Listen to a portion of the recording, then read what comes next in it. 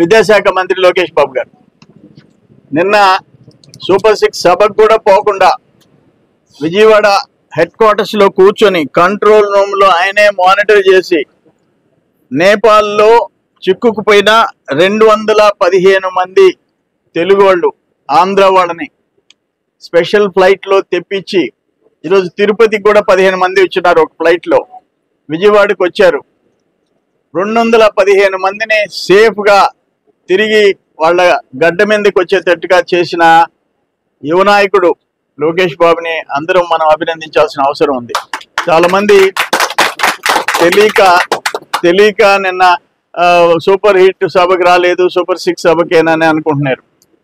కానీ అంతకంటే 215 మంది అరచేతిలో ప్రాణాలు పెట్టుకొని నేపాల్లో జరిగే హింసాకాండలో నలిగిపోతుంటే వాళ్ళని తీసుకొని వచ్చి సేఫ్గా ఈరోజు ఆంధ్రప్రదేశ్కి తీసుకురావటం నిజంగా మనస్ఫూర్తిగా రాష్ట్రం తరఫున రాష్ట్ర ప్రజల తరఫున కూడా లోకేష్ బాబుకి అభినందనలు తెలియజేస్తున్నాం. మరిన్ని వీడియోల కోసం మా ఛానల్ ని లైక్ చేయండి, షేర్ చేయండి, సబ్స్క్రైబ్ చేయండి.